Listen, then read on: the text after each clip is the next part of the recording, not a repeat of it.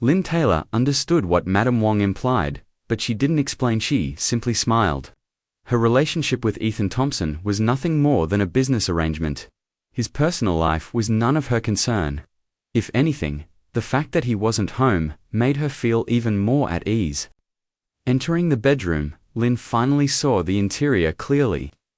The unique black and white design was clean and minimalist, yet luxurious and elegant. It had a refined taste and a distinct personality. "This is the young master's room," Madame Wong said with a warm smile. "Since you're married, your husband and wife, now naturally, you'll be sharing a room." Lynn parted her lips, wanting to object, but she couldn't find the words. All she could do was nod. Her first night in a strange house was anything but comfortable. Leaning against the headboard, she scrolled through job listings on her phone, searching for stable positions, something that would allow her to support her mother and secure a future for the child growing in her belly. A translator position caught her eye. It wasn't an unusual job, but the requirement of knowing language A made her freeze. Language A belonged to the poor, backward country, where Richard Taylor had once taken her heart, undeveloped, and rarely studied. Popular languages around the world belonged to developed countries, but not that one. Still, the salary and benefits were good. So she filled out the application. After setting her phone aside, she went to sleep. Moonlight streamed gently through the window, filling the room with a soft glow. The night was quiet and long.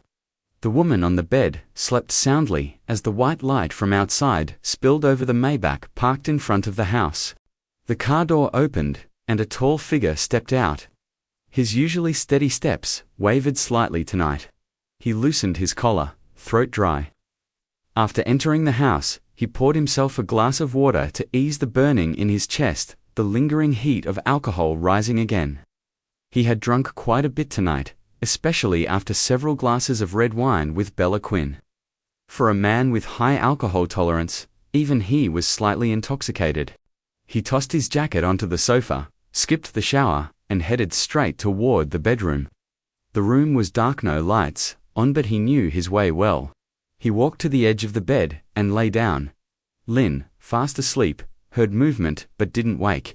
She simply curled up and continued sleeping.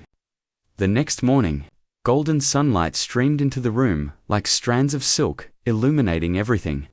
The two of them slept deeply. They looked just like a sweet couple curled up together. The man's eyelashes fluttered as he slowly opened his eyes. After a night of drinking, his head felt heavy, needing time to clear.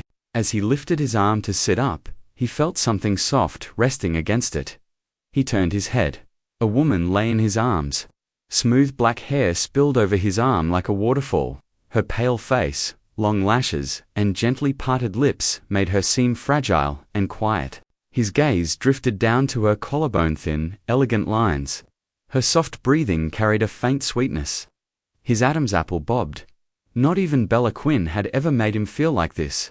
He frowned, displeased with himself for losing control, yet he couldn't look away. In her dream, Lynn saw a fierce African lion staring at her, ready to devour her.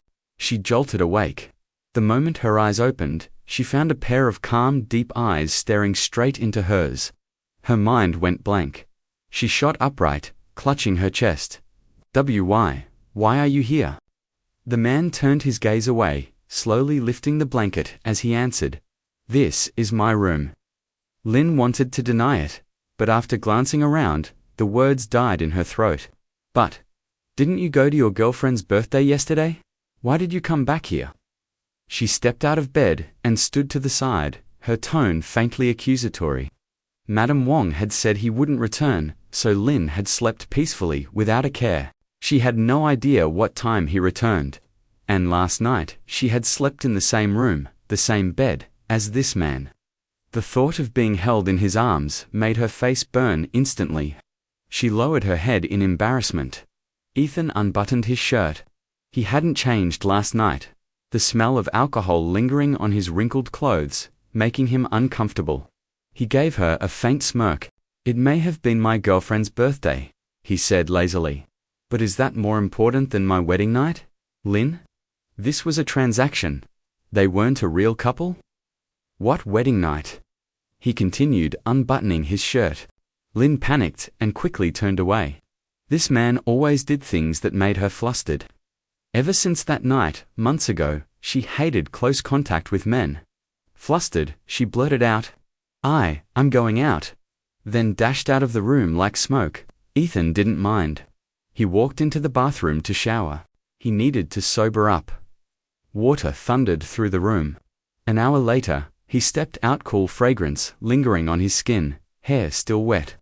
A white robe draped lazily over his body, revealing strong shoulders and defined collarbones. He walked toward his closet. Just as he reached for his clothes, he noticed a sunflower-patterned bag beside his things.